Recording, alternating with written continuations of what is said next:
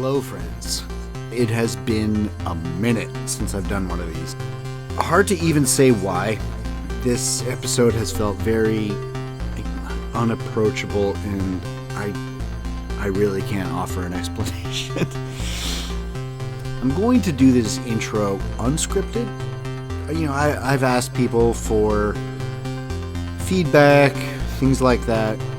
One thing I've heard is that the things I say, the speech, the talking part of this, which if you're doing a podcast, that's all of it, does feel scripted. Well, there's a reason for that, and it usually is scripted.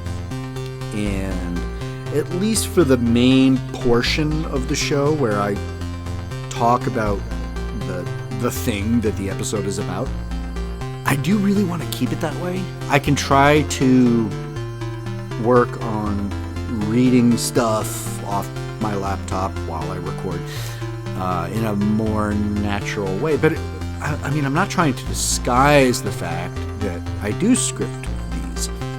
And that is because I want it to be good.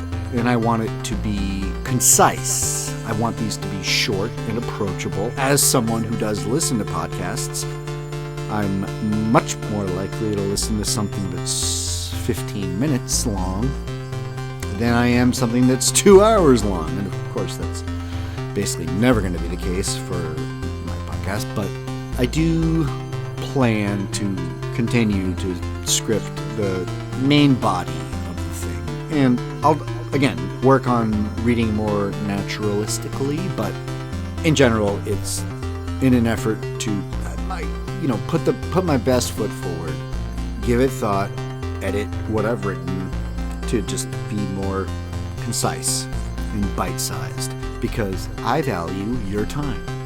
There could be a ton of ums and ahs and all this stuff, and if you want that, well, you don't. Like I said, it's been a long time since I've done an episode, and that has been weighing heavy upon me, trust me.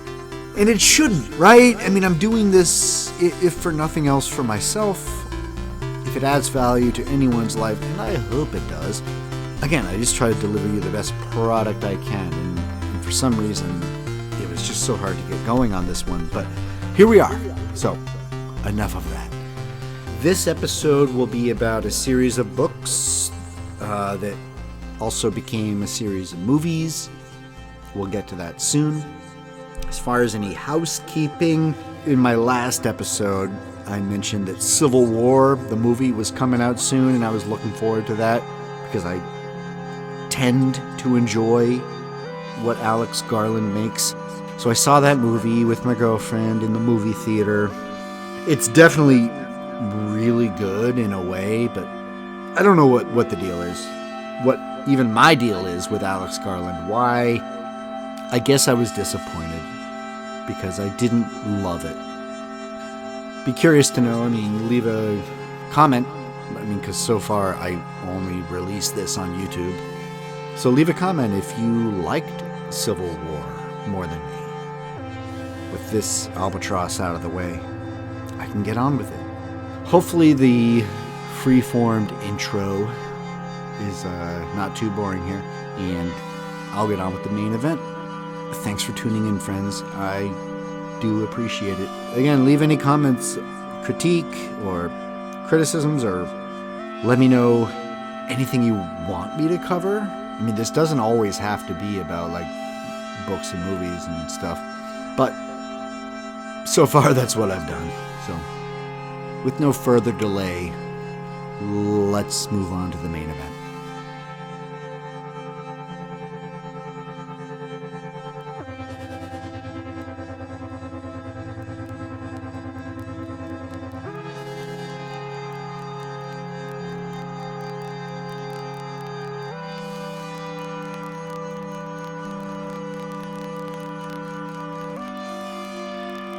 I want to talk about The Ring.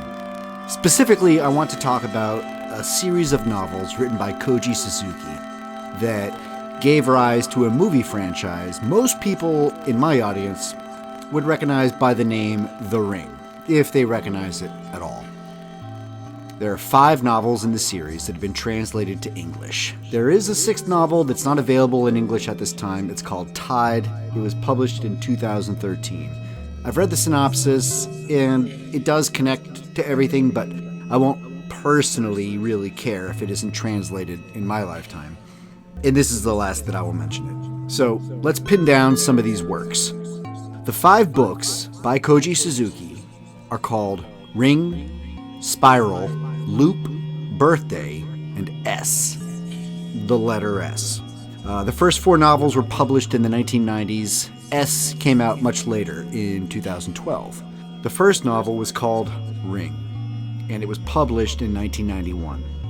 The first major Japanese film adaptation of Ring was in 1998, and the American remake of that movie called The Ring came out in 2002.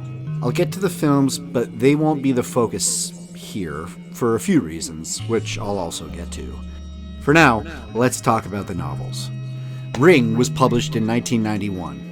This is the big one. It isn't a long novel by any means, but its impact was, and is, immense. If you know anything about any of this, you know what this book is about. For those who don't, I'll give a description of the plot, and as always, there won't be any serious spoilers. Although these books are old and this movie has been out for a long time, chances are you know what it's about.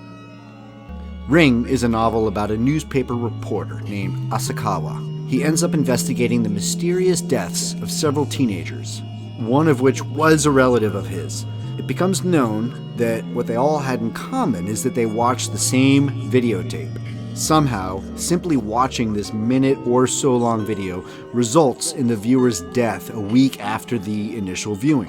Asakawa himself ends up watching it, which creates a very serious deadline for him figuring out what can be done to spare the life of someone who's seen the tape. The origin of the curse on the videotape proves to be linked to the murder of a young woman named Sadako. Her name is important because it's mentioned in all of the books. Her death was extremely abrupt and undeserved. It involved so much fear and despair that it resulted in a curse. So, that itself would be a sympathetic element to the story. We should feel bad for Sadako. But in the context of this story, when a person dies because of this curse, they see Sadako as the one who delivers their death. Given that the victims are discovered dead with a fixed expression of absolute terror on their face, you assume the death itself was a pretty bad one. And so, in this way, Sadako becomes a villain. She's a malevolent spirit that visits death upon the unfortunate ones who found themselves a victim of her curse. And if she's not a total classic villain, she is, if nothing else, a consistent indication that you're definitely about to die, which is very important. Seeing Sadako doesn't bode well for the person doing the scene. You don't get to run away. The more backstory you get for Sadako, the more your heart breaks for her. And fortunately, the majority of these novels don't involve her specifically or directly. Can't say the same for the movies. More on that later. I read this in late 2022 because I loved the movie. I saw the Japanese movie first, and I read the book afterwards. Hadn't seen the American version yet. I remember when the American movie came out, I was a lot younger, and people said it was scary as hell, which prompted me to avoid it, because horror movies used to scare me. And I really missed that. In 2022, I just so happened to see a Japanese movie called Cure that was very good, and it led me down a path of watching a bunch of Japanese movies that I'd meant to watch, and Ring was one of these. I thought the movie was excellent. I bought and read the book shortly thereafter, and I was immediately impressed by the quality of the translation. I will, of course, never know what it is like to read this book in Japanese, but the prose was clearly effective and engaging just minutes after starting the book. It was solid, really solid. It only took a few pages for me to feel optimistic that this is a book I'm going to enjoy. And I enjoyed it enough that I read the other 4 books and watched all the movies and am now doing this. So, here we are. If that's not a vote of confidence for this series of books, I don't know what could be. I do think that many people will enjoy at least one of these books, or one of these movies, and that this episode is worth doing. I've already personally traversed most of the material, and I've already had my life improved by these great stories. This isn't about me. Not entirely, at least. This is for you. Ring is a fantastic novel, and I would love to have read this as my first foray into the whole thing. And if you're green to all of it, that is my recommendation. As I said earlier, the translation is a very good one. At least I felt the writing to be subjectively very good. It's a matter of taste, but I found it to be tasty. Decisions always have to be made. Translators are most definitely the unsung heroes of literature. Ring is a horror novel, I suppose. Maybe I think that it's more of an intense supernatural thriller, but whatever shelf it's on, Ring is a great book. And from here on out, it gets complicated. The second novel is called Spiral. It was published 4 years later, 1995. I was 15. Spiral is a very different book than Ring, and it only gets more different as the books progress. I think that approach worked very well for the whole series.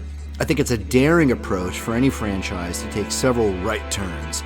Multiple shots were shot in this series, and I think they landed well. The main character in Spiral is a man named Ando, who we meet at a time in his life where he's suffering deep depression due to the loss of his child in an accident. His work as a medical examiner connects him to the previous novel, as he is tasked with performing an autopsy on Sadako's victim from the end of Ring. The curse transcends the videotape in this novel. The tape is only peripherally a part of the story. Spiral develops the idea further by attempting to anchor the curse in biological processes. It postulates that the curse is a pathogen of sorts, and there's more than one possible mode of transmission. Some people will find this interesting, while others may prefer the more mysterious and the paranormal explanations offered in the first novel. A side character from Ring plays a larger role in this story, which makes it feel more connected to Ring than it otherwise would, since there are so many other differences. It doesn't completely do away with Sadako. Her death and curse are still central to the story, but it moves the story forward instead of simply dwelling in the world of the first book.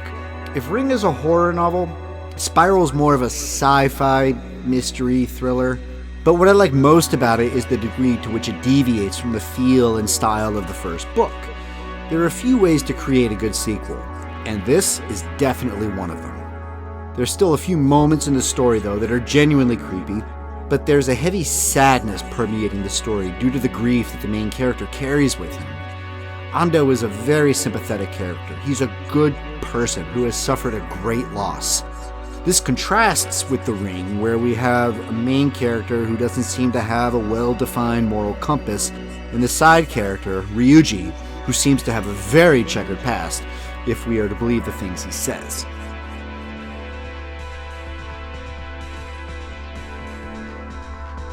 The third novel in this series is called Loop. The story is the most tech/sci-fi of them all. The main character is named Kaoru. Sorry, Japanese people not listening to this for my poor pronunciation. Kaoru is a medical student and his father is terminally ill. The title of the story is a reference to a virtual reality project that was seemingly abandoned due to it causing illness in the people involved in its creation.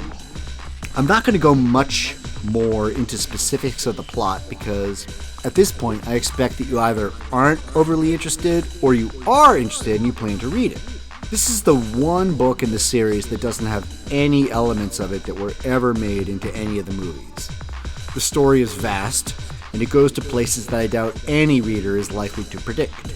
It manages to integrate the events of the previous two books in a kind of fantastic or bizarre way that isn't going to please all readers, but again, I applaud Suzuki for his bold choices and willingness to go not just out on a limb, but to like a tiny twig on a branch off that limb. Spiral is well written.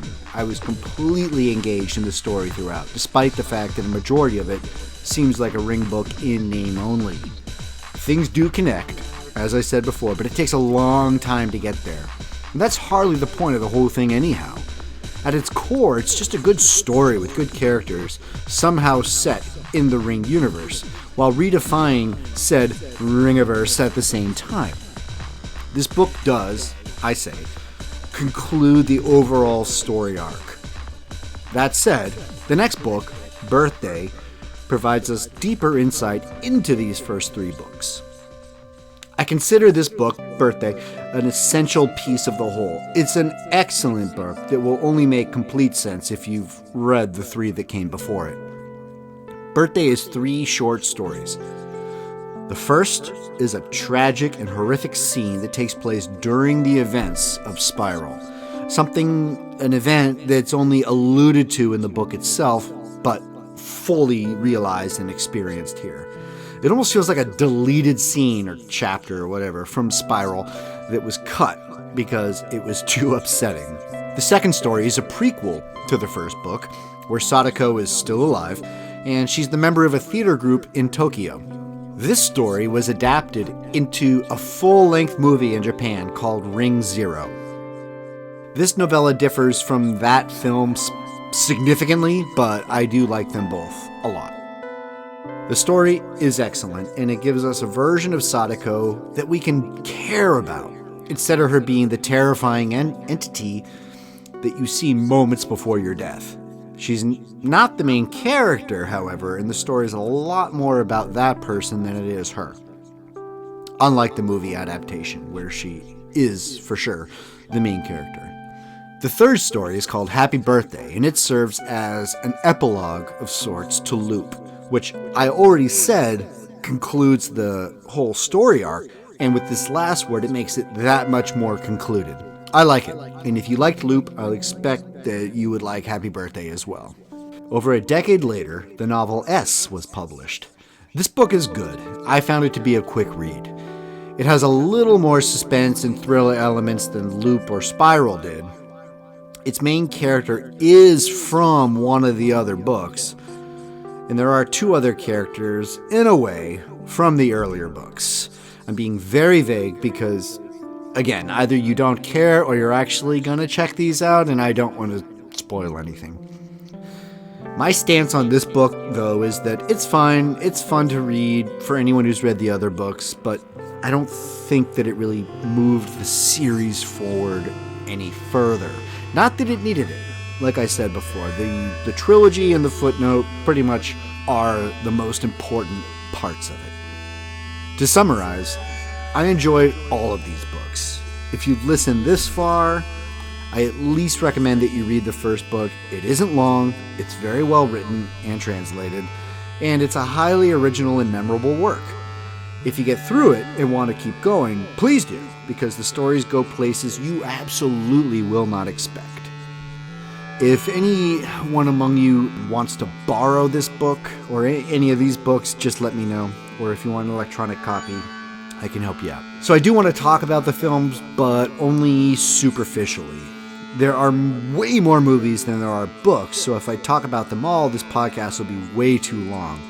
And most importantly, my friend Mike has already done an amazing video on YouTube about the entirety of the Ring movies and a TV series from Japan. I will link to that video in the description. It is a solid effort and well worth your time.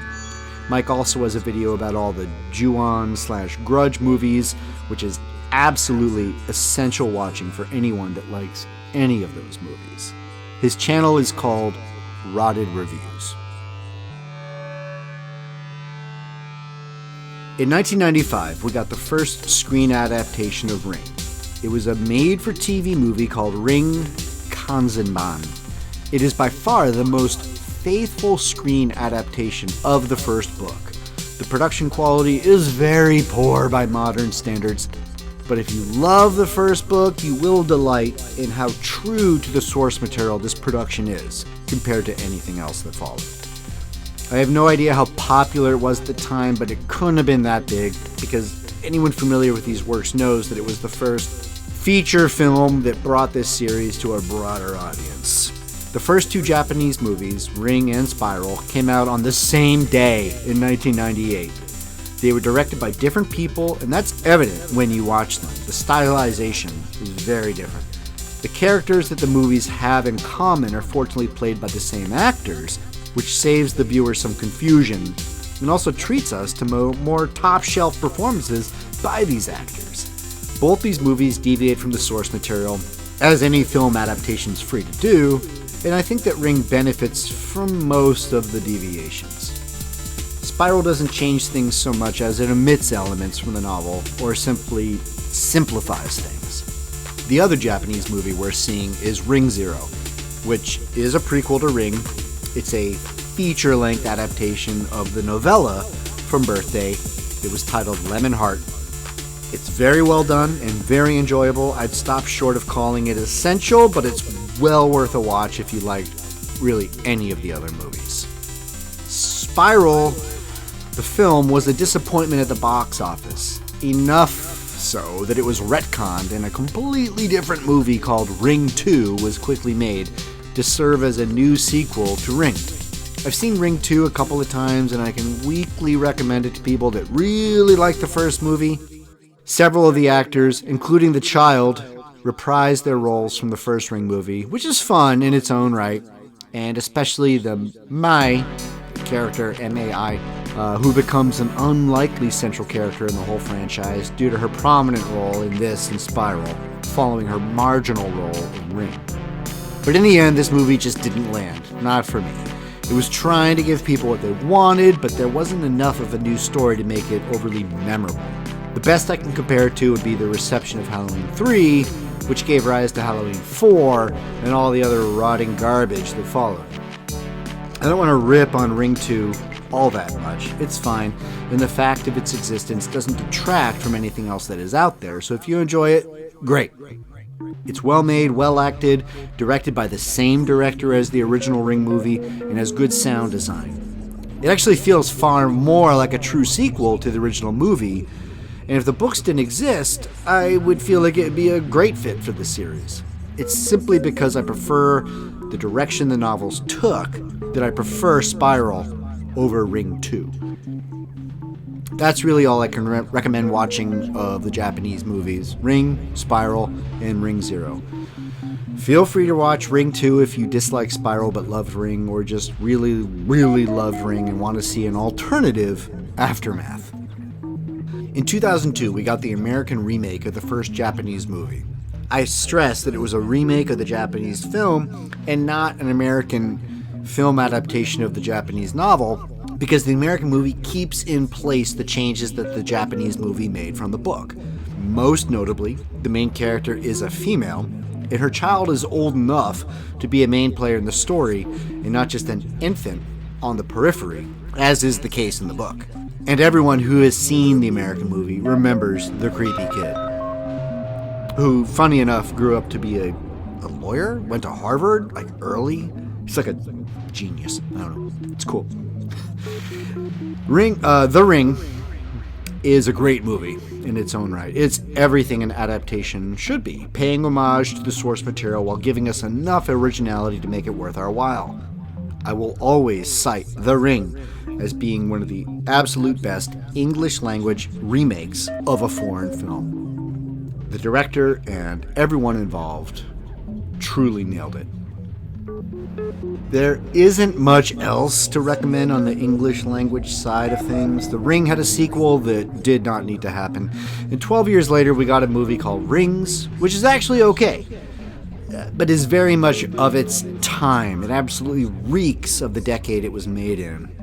The story and performances are good enough that if you liked the other American movies, or at least the first one, you'd likely find it entertaining. There are a few memorable moments mixed in with the many forgettable ones, and hey, Johnny Galecki. He's great. Need I say more? So, that about does it. This body of work means a lot to me, and it was hard to get started putting this episode together. Glad to be on the other side of this. I hope I did it justice.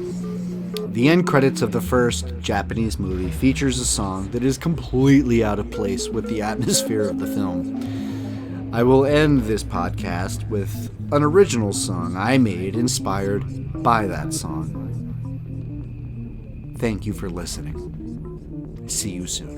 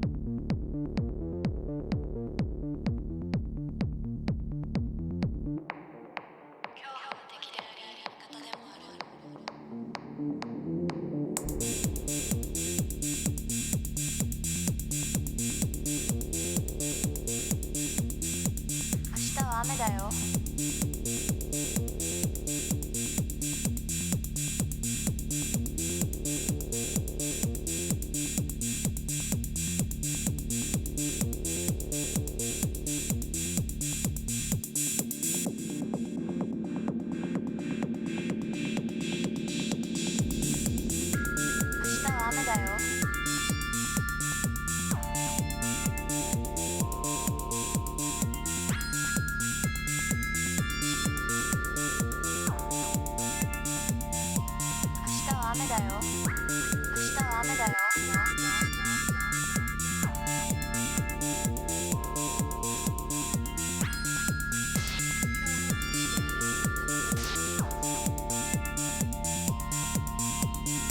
あなたの言ってることがよくわからない、よくわからない、よくわからない、よくわからない、よくわからない、よくわからない、よくわからない、よくわからない。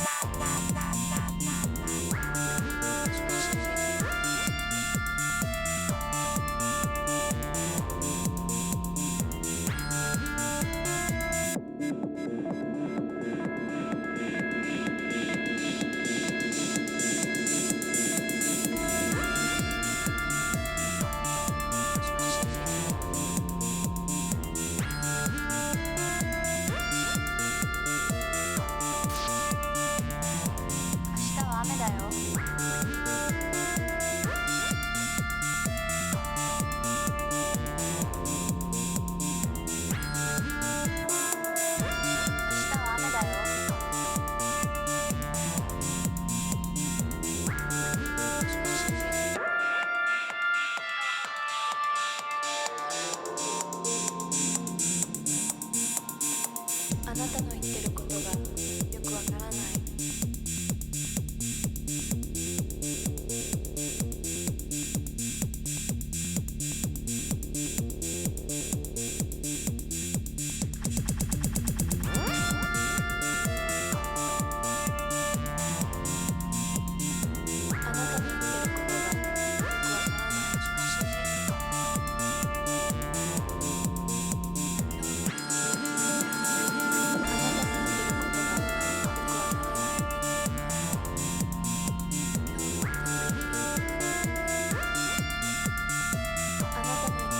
ることがよくわからない。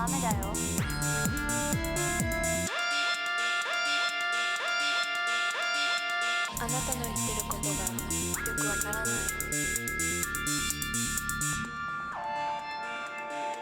あなたの言ってることがよくわからない。あなたの